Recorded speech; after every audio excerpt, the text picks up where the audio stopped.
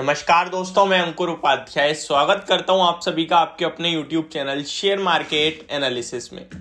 दोस्तों, अगर आप लोग आज निफ्टी का हाल देखेंगे तो थोड़ा सा खराब दिख रहा है, लेकिन आज मूड माहौल जो है आईटी स्टॉक्स में वो काफी शानदार दिख रहा है। उसके पीछे का रीजन तो मैं आपको नेक्स्ट वीडियो में बताऊंगा आईटी स्टॉक्स पे। एंड जो हमारे रेगुलर व्यूअर्स हैं उनको पता है मैं काफी दिनों से आईटी स्टॉक्स पे बुलिश हूं, और मैं ये नहीं कह रहा आप लोग प्रॉफिट में हो, क्योंकि मुझे पता है आपने मेरे कहने से भी लिया है तो आपने 1500 के समथिंग से स्टार्ट करा है, लेकिन मैंने हर गिरावट as a buying opportunity use करने को कहा है। कल एसेंचर के रिजल्ट्स भी आए थे, बाकी डिटेल में बात करेंगे नेक्स्ट वीडियो में आईटी स्टॉक्स में, लेकिन अभी बात करेंगे बाजार के ऊपर। अगर आपको याद हो तो कल मैंने जब बाजार अच्छा खासा गिरने के बाद ऊपर आया वही वीडियो बना के आपसे कहा था कि मार्केट में अभी खतरा गया नहीं है, और ऐसा कुछ भी नहीं हुआ है कि हम लोग जो हमने गिरावट है वो छोड़ दिया और ऊपर आ रहे हैं, ये जो रिकवरी देते हुए दिख रहे हैं, ऐसा कुछ भी नहीं हुआ। इनफैक्ट सब कुछ नेगेटिव हुआ है। अगर आप डाउ जोन्स को देखें तो परसों 500-600 पॉइंट्स गिरे, ऊपर से लगभग आप देखेंगे तो 800-700 750 पॉइंट्स गिरे। कल फिर से आप सभी ने गिरावट देखी अमेरिका के बाजार में, डेज लो के पास ही क्लोजिंग ऑलमोस्ट आती हुई देखिए, लगभग 100 पॉइंट ही गिरे हैं बट गिरकर बंद हुए हैं।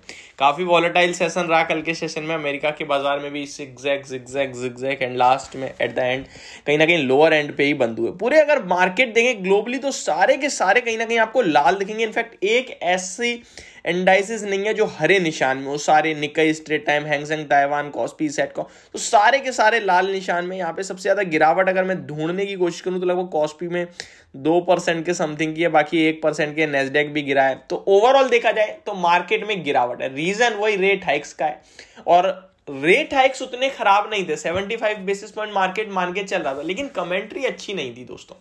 ये मैंने आपके साथ 21 सितंबर को रात में 12 बजे वाली वीडियो में भी शेयर करा था। लेकिन अब जो ये गिरावट हुई है भारतीय बाजार में, 150 पॉइंट निफ्टी नीचे है एंड 17,500 के नीचे ट्रेड करता हुआ दिख रहा है। अब क्या करना चाहिए आपको, इसके बारे में जानते हैं। सबसे पहले आपको ये जानना बहुत ज्यादा जरूरी है कि बाजार गिर क्यों रहे हैं। वो तो एक रीजन तो यही हो गया रेट हाइक्स और ये सब, लेकिन मैंने आपसे हमेशा कहा है कि किसी भी इवेंट का इंपैक्ट 2 दिन से ज्यादा नहीं होता, और आज सेकेंड डे ही है।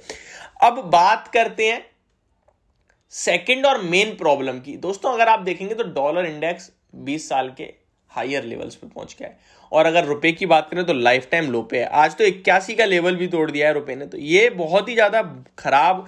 कल तो बहुत बड़ी तेजी आई, और आज फिर से लगभग देखें तो 22 पैसे कमजोर होता हुआ दिख रहा है। तो ये एक काफी नेगेटिव है, जो कि मुझे लगता है आने वाले समय में दिक्कत देगा। हालांकि क्रूड से कोई खराब संकेत नहीं है, बल्कि अच्छे हैं, क्रूड कंटिन्यू गिर रहा है, तो ये हमारे लिए पॉजिटिव है। ओवरऑल इंडिया स्ट्रांग है, बट आपको कहीं ना कहीं ये सब नहीं मतलब ध्यान देना, इन सब से मतलब दूरी नहीं बनाने की। कुछ भी नहीं हो रहा, रुपए आप देख सकते हैं बहुत बुरी तरीके से गिर रहा है, तो इसका इंपैक्ट पड़ेगा, नेगेटिव पड़ेगा।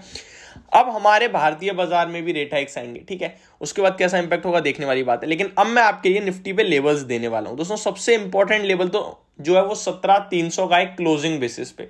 जब तक उसके ऊपर है तब तक पोजिशनली तो हम लोग अभी भी बाय साइड पे ही हैं। हालांकि ट्रेडिंग व्यू में हमारा स्टॉप लॉस टारगेट होते रहते हैं, लेकिन पोजिशनली 17,300 के ऊपर जब तक है तब तक हमें बाय रहना है। सेकेंड थिंग, जब तक 17,000 के ऊपर है, 16,900 के ऊपर है, तब तक हमें medium term to long term investors को भी ज्यादा पैनिक होने की जरूरत नहीं है। इनफैक्ट मेरे हिसाब से इन्वेस्टर्स को अपनी पोजीशन तो 17,900 हो या 16,900 हो या 15,900 काटनी नहीं चाहिए, क्योंकि लॉन्ग टर्म में डायरेक्टली और इनडायरेक्टली पैसा बनता है। जो बाजार गिर रहा है उसको आप अपॉर्चुनिटी के रूप में लेंगे तो ज्यादा तेज और ज्यादा जल्दी बनेगा। हालांकि अभी क्या है कि टाइम वाइज करेक्शन तो आप लोगों ने, हमने अभी पिछले 2 सालों में देखी ही नहीं है, क्योंकि पहले क्या होता था 3-3 4-4 साल तक मार्केट वहीं का वहीं घूमते रहते थे। अभी तो क्या है कि दोबारा 18,000 होके आए हैं हम लोग, तो ये सब चीजें हमेशा नहीं होंगी। लेकिन अभी जो लेवल है वो आपको ध्यान में रखना है। पहला 17,430 का, दूसरा 17,400 का, एंड तीसरा दोस्तों 17,335 से 300 का एग्जैक्टली, क्योंकि वहीं पे लो लगाए थे हम लोगों ने 29 अगस्त के लगभग, एंड फिर रिकवरी आई थी। तो वो एक मेन लेवल होगा। यहाँ से अगर आप लोग रिकवरी की सोच रहे हैं तो आ सकती है, बट डेफिनेटली नेगेटिव साइड पे थोड़ा ज्यादा मूड माहौल है, और 500 के नीचे अगर ज्यादा देर ट्रेड करते हैं तो ये सही नहीं होगा। 17,400 तक हम लोग इजीली नीचे में जा सकते हैं अगर थोड़ी बहुत देर और टिकते हैं तो मेरा ओवरऑल व्यू अभी नेगेटिव तो नहीं, बट पॉजिटिव बिल्कुल भी नहीं है, ठीक है। अब मैं स्टॉक स्पेसिफिक बात करता हूं। जरा आप नजर डालिए डाउ फ्यूचर्स पे, वो 50 पॉइंट नीचे ट्रेड कर रहे हैं। तीसरा दिन होगा जब आज नेगेटिव कंटिन्यू हमें दिखेंगे, अगर ऐसा ही होता है तो, क्योंकि परसों आपने देखा काफी बड़ी गिरावट, कल भी, और उससे पहले मेरे को याद नहीं है नेगेटिव ही थे या पॉजिटिव थे, तो मैं 3 दिन तो लेके चल ही रहा हूं। अब मैं स्टॉक स्पेसिफिक बताता हूं, मार्केट ब्रेथ बताता हूं। सबसे पहले आप देखें मार्केट ब्रेथ 500 शेयर पॉजिटिव है, जिसके सामने 1500 शेयर नेगेटिव है। उसके बाद अगर आप इंडाइसिस देखें तो हमारी इंडाइसिस में केवल एक आईटी सेक्टर को छोड़ के सारे सेक्टर लाल निशान में। निफ्टी फार्मा भी फ्लैट टू पॉजिटिव है। तो ये कहीं ना कहीं आपके लिए ओवरऑल है। पीएसयू बैंक्स में सबसे ज्यादा गिरावट है, निफ्टी बैंक, निफ्टी फाइनेंस, यानी फाइनेंशियल एंड बैंकिंग में सबसे ज्यादा पिटाई पड़ती हुई दिख रही है आज के सेशन में। अब आपके लिए मैं कुछ शेयर भी शेयर करता हूं जहां पे आपको डेफिनेटली खरीदने के मौके ढूंढने चाहिए इस गिरावट में। तो सबसे पहले तो मेरी तरफ से अभी भी टॉप पिक टीसीएस इन्फोसिस रहेंगे। गिरावट आपके लिए अपॉर्चुनिटी है, डेफिनेटली खरीदारी करने के मौके ढूंढें। और गिरावट होती है तो बैंकिंग से कोटक और आईसीआईसीआई पे भी ध्यान दे सकते हैं आप लोग।